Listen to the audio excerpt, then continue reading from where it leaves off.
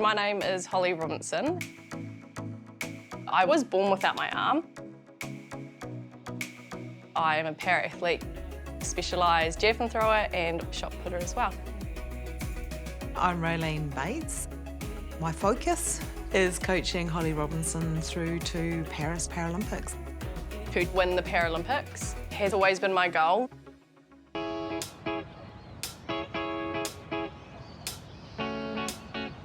When I was young and being bullied when I was in school, I would often just be like, yeah, I'm missing my arm, I'm disabled.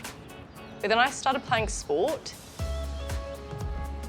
And in a way, sport gave me the opportunity to show that I'm not defined by that. I don't particularly enjoy the rain, if I'm honest, but that's all right. I was brought up on the West Coast in a wee town called Hokitika. Yeah, better you get that foot down before you move your arm. Oh yeah. We were always outdoors, playing sports, riding our motorbikes. So yeah, I sort of just had to get on with it. And I think that's sort of the West Coast way. You sort of just have to get on with it, otherwise you don't do it. I'm blinking freezing. Late 2009. I was actually in Invercargill for an athletics meet and Holly was competing. And I just said, that girl's got talent. That girl. They didn't have a track on the West Coast. They didn't have a javelin run up. She said, well, I want to come to Dunedin. I want to be where you guys are. So I looked at my husband. I said, oh, well, looks like we've got another border. So literally my oldest son moved out to go to university in the morning and she moved in the afternoon. So it was a bit better. So I ended up living with their family and starting that journey with her as my coach. The challenge has been balancing her up. She wasn't balanced because of the lack of arm. Didn't use my hip. No. So she suggested getting a prosthetic. Because, you know, when you've got nothing from here to here and no hand to be able to actually create that tension, it is harder. I'm just opening. Yeah, you are. Ugh. I was selected for my first World Champs in 2011. Rio in 2016 was a pretty incredible experience for me. And so to stand there with like a medal around your neck and looking at your flag being raised is just an incredible experience. Can my coach come in this interview with me? Yeah. Is that okay? Raylene? Yeah, she's pretty cool. We've been together 10 years now and I'm just so proud of us as a team for believing that we could do this. Oh, I've been dreaming of this moment for so long and to finally be here and to finally get it is awesome. And there's lots more there yet. There is so much more there yet. I want to get to World Champs this year to gain a slot for the 2024 Paralympic Games. I want to go out next year to defend my title, but also show everyone what I'm truly capable of. This here is my corner of all things that are pretty special to me when it comes to sport, but also some other things that I've done in my life. So I have all of my medals here. This one here is my Tokyo one, the only gold one I have. This one here is my Rio medal, so the first one that I ever won at a Paralympic Games. It's pretty worse for wear, because the first day I got it, I dropped it on the concrete floor, and you can actually see the wee split down the middle. Both parts fell apart, and I had to just stick them back together. But it sort of adds to the story of it, right? I get to show kids and they're like, why does it have a dint on it? And you get to tell the wee story. I've got my Order of Merit as well. This is something I never ever expected. So it comes in this wee box here. And there is my Order of Merit. Really special to receive that. These are all things that mean a lot to me. So I got Local Heroes Award, which was pretty awesome. This was a couple of years ago now. Pretty cool to get recognised for the things you do in the community, like my run, jump, throw adaptive resource that I helped to develop so that no kid is left behind on the athletics track. There's a resource now to make sure that that doesn't happen. Really proud of that program. All right, guys, looking and listening towards me. So my name's Holly. I do athletics. And I really love the throwing events. If there was a running event or a throwing or a jumping event, which one do you like the most?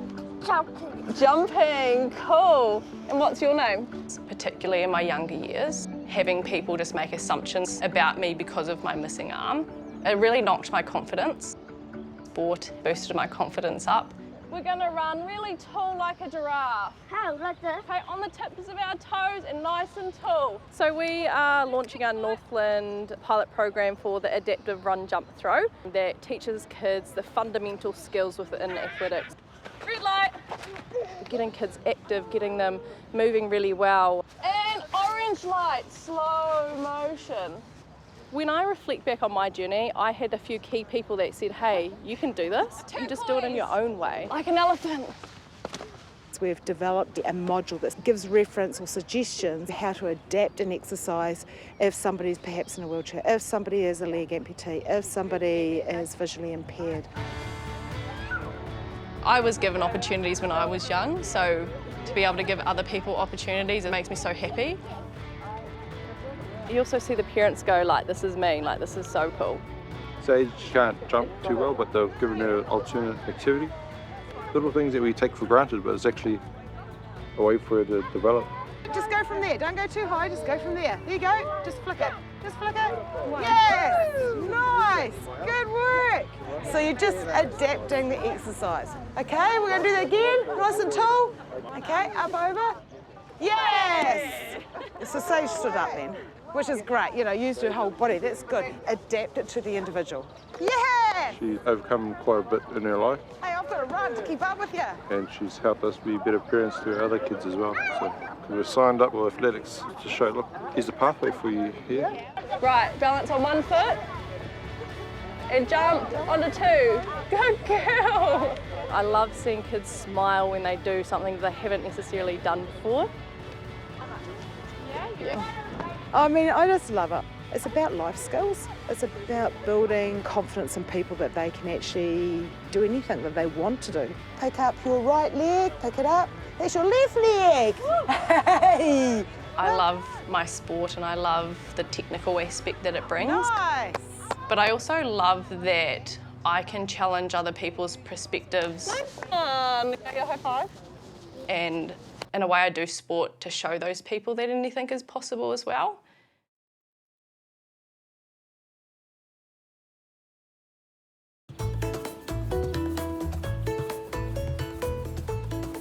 We're at the Crep Centre, which is a facility for the athletes here in Montpellier. You can actually see the track from our window, so I just skip out my back door and I'm over to the track. This will be my 6th World Champs. A lot of people think you get overseas and you're going to train, and as a younger athlete, that was me. But in actual fact, you sort of slow down and you let your body get into a really good position to get ready for that competition.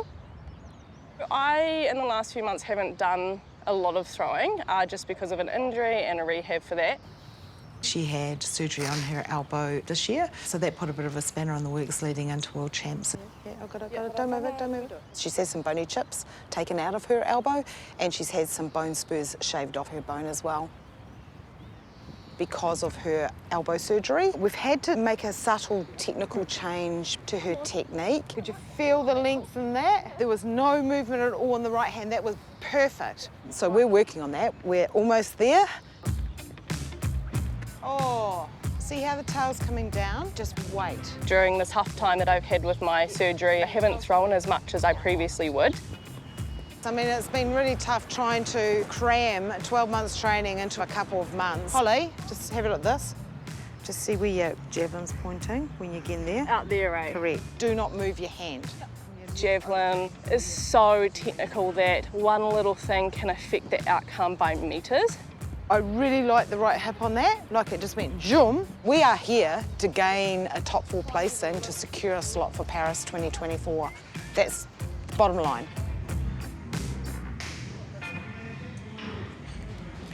The prosthetics are pretty cool. Day to day, they're a bit annoying, but in a training sense, they're actually really useful. I can attach to bars, I can lift lots of weight with them, I can produce more power in certain positions. It's allowed me to play a lot more in the gym. She can do a clean, she can do a high pull, she can do a pull-up, she can do most things that anybody else can do. Whoops. So this was made through High Performance Sport Innovations. What happens, it's like a pin lock system. Goes in and then you lock it off so you can't pull it out. It's brilliant, 3D printed, and it mimics somewhat of a wrist action with this movement here. So it allows me to do rows, pull-ups. It's anything arm dominated, back dominated. So this Games is a little bit different for me. I've got 2 events. It's actually my second World Champs that I've competed in 2 events. My first ever World Champs, I was a shot putter and javelin thrower. I'm really looking forward to that extra event and seeing what that brings. We thought, right, we'll go to World Champs and we'll have a go at the shot. Javelin, you want to be light, agile, fast. Shot puts around more strength and power. You know, she's taken on the challenge and she's going to have a go. Okay, let's really work today on trying to get that foot underneath and stay close and through, okay? So rather than popping up, going right through it. It's taxing on her, double training. Okay, you've got your foot underneath you, but you rush it. Just be patient, drive up, out. Nice and strong. She's basically learning to throw again. Yeah. Raylene is such a determined person, and ever since I started competing, she's always been that one to be like, hey, this isn't good enough, we need to change it. Need to be more that foot turned. I'm quietly confident that she will be able to at least throw a PB in the shot put. I'm just watching when you're getting across the circle. What are you doing? I think I need to push my left leg out more. Correct. Yeah. First competition is this time next week, so we're at the, as I said, the sharp end of the tour now. I would love to medal, but I'm really not sure where I'm at the moment after my elbow surgery. She is the world record holder. She's a reigning gold medalist from Tokyo, so a lot of athletes wouldn't compete. She's been throwing, 8 metres less than what her world record is. All of my world medals have been in javelin. We have a pretty strict criteria of being top 4 to gain a slot for the Paralympics.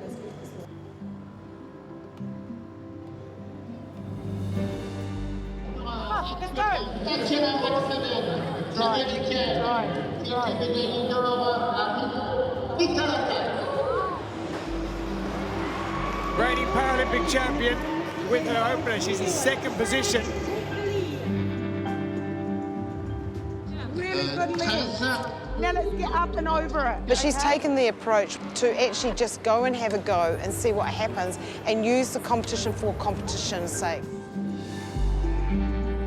I got 4th place in the javelin, which initially I was disappointed. Girl, you got your slot. You got your slot. Good girl, well done. You gave it everything, well done.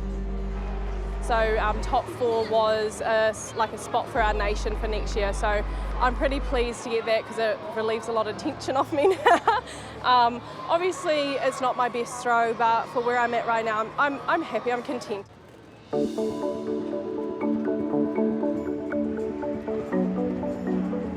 Every time that you wear the silver fern is a proud moment, and I'm always super proud to represent my country. People on the outside see the best of us, but behind that is a lot of sacrifice. Some of those challenges have nearly taken me out of the sport, if I'm honest, but moments of standing on the podium have helped me to be like, hey, no, this is what I fight for, this is why I do what I do.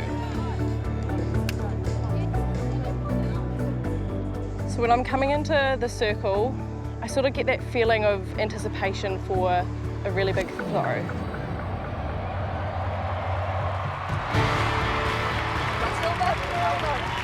So I got silver, you can see it in Oceania records, so very, very happy with that. I just went like that on it with my hand, eh? Good girl. I'm so pleased. I'm so pleased. Very proud of her.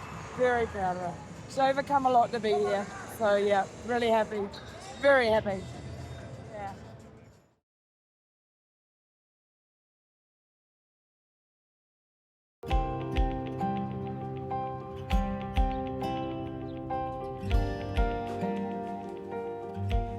Paralympics is like the biggest event on our calendar, right?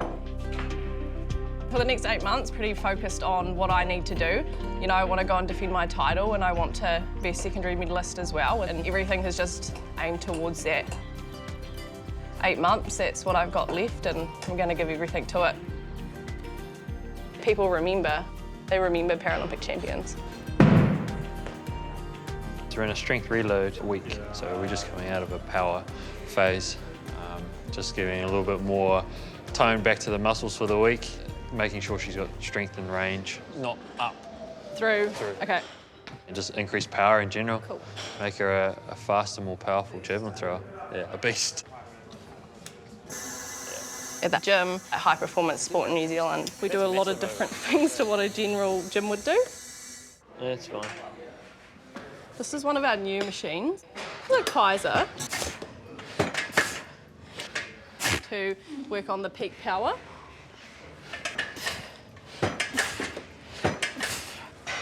So now we're going to do this with our one over here and our squat jumps. Nice hole. So go from this to that to that.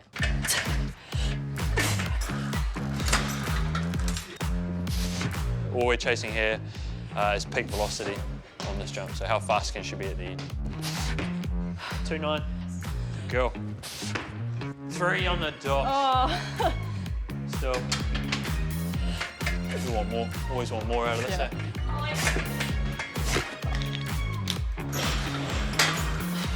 We're using that to prime this. Come on, get over 3.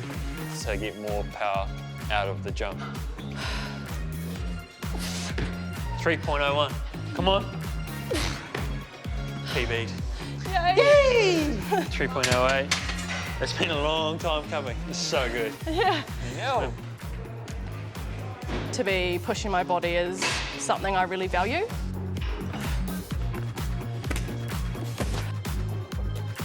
Come on.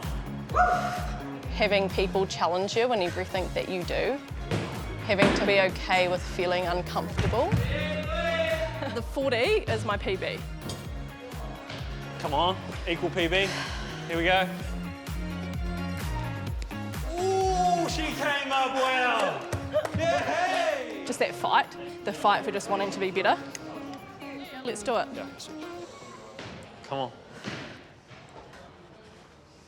Get it! Oh! Not today. Not today. Sorry.